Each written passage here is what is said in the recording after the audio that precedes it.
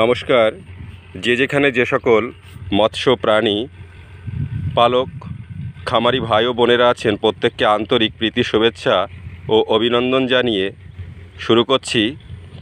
আজ আমরা যে বিষয়ে কথা বলবো, অর্থাৎ পুকুরের জলের কালার এবং এই জলের কালারের হাত ধরে বা জলের কালার আধারেই মাছের উৎপাদন। পূর্বের ভিডিওতে আমি বলেছি যে জলের কালারের অর্থাৎ পুকুরে জলের কালার ঠিক রাখা কেন প্রয়োজন এবং জলের কালার ঠিক রাখলে মাছ উৎপাদন কতটা ভালো হতে পারে এবং উৎপাদন খরচ কতটা কমতে পারে, সেটাকে মাথায় রেখেই আমরা এই বিষয়ে আগের ভিডিওতে আলোচনা করেছি। আজকে যেটা আমরা বলবো যে জলের কালারটা আপনারা কিভাবে নিয়ে আসতে পারেন, এবং আমরা কাজ করে দেখেছি বা পরীক্ষা নিরীক্ষা করে দেখেছি এই জলের কালার কিন্তু আমরা 4-5 রকমভাবে পুকুরে নিয়ে আসতে পারি।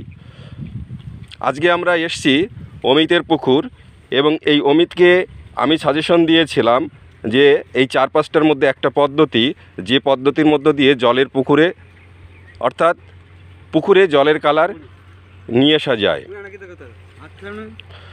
অমিত গত বছর থেকে এইটা প্র্যাকটিস করছে, অর্থাৎ পুকুরে মান্থলি ট্রিটমেন্ট করার পরে, অর্থাৎ শতক প্রতি 250 থেকে 300 গ্রাম চুন প্রয়োগ করার পরে যে লবণ, অর্থাৎ 200 গ্রাম করে লবণ প্রয়োগ করতে হবে, এবং প্রয়োগ করার 1 বা 2 দিন পরে পুকুরে কী পরিমাণ জৈব পদার্থ আছে সেইটা নির্ধারণ করে কতটা জৈব পদার্থ লাগবে সেটা ঠিক করতে হবে।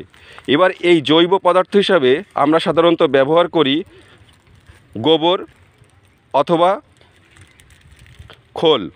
তো অমিত সাধারণত গোবরটাই ব্যবহার করতো এবং গোবর ব্যবহার করেও খুব ভালো রেজাল্ট পেয়েছিল, কিন্তু ওর গরুটা মাস 2 হলো মারা গেছে। তারপর থেকে ও কটা গরু ছিল অমিত? তোর 3টে গরু ছিল, 3টে গরুই ওর মারা যায় হঠাৎ করে।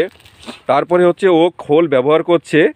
তা গোবর বা খোল যদি ব্যবহার করতে হয় তাহলে হচ্ছে প্রতি শতকের জন্য 500 গ্রাম করে খোল 5 দিন ভিজাতে হবে। আজকে বোধহয় 3 দিন হয়েছে না আমি তো? এটা কদিন ভিজানো হয়েছে? আজকে 3 দিন ভিজানো হয়েছে, খোলটা দেখেই বোঝা যাচ্ছে 3 দিন ভিজানো হয়েছে। এবং আরও 2 দিন এই খোলটা ভিজানোর পরে এর সঙ্গে হচ্ছে ডিএপি শতক প্রতি 100 গ্রাম, 80 থেকে 100 গ্রাম ডিএপি কিন্তু এই খোলটার মধ্যে ছিটানোর আধ ঘন্টা আগে ভিজিয়ে রাখতে হবে। এবং ডিআইপি সাধারণত গলতে একটু সময় লাগে, সেই সঙ্গে কিছুটা পরিমাণ ইউরিয়াও অর্থাৎ নাইট্রোজেনিয়াস ফার্টিলাইজারও দেওয়া যায়। কিছুটা পরিমাণ ইউরিয়া দিয়ে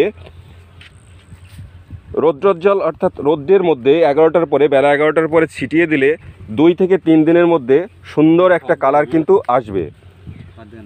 এবং এই কালারটার মধ্য দিয়ে আপনারা বুঝতে পারবেন কোয়ালিটি যে ফাইটোপ্ল্যাঙ্কটন, সুন্দর ফাইটোপ্ল্যাঙ্কটন এসছে, এবং তার হাত ধরে অসংখ্য জুপ্ল্যাঙ্কটন এসছে, যেটা মাছের আমিষ জাতীয় অন্যতম খাবার।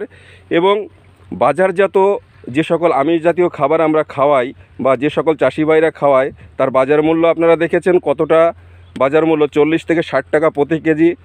এবং আমাদের এখানে যে ধরনের মাছ চাষ হয় সেই খাবার খাইয়ে লাভের গুড় ঘরে তোলা খুবই মুশকিল, অর্থাৎ লাভের গুড়টা সাধারণত কোম্পানির ঘরে চলে যায়। এই জন্য প্রাকৃতিকভাবে আমরা যদি জলের কালার পুকুরে নিয়ে আসতে পারি এবং নিজেদের লোকাল যে সমস্ত জিনিসগুলো পাওয়া যায় সেটাকে মাথায় রেখেই যদি আমরা পুকুরে জলের কালারটাকে নিয়ে আসতে পারি, এরকম 4-5টা পদ্ধতি আছে।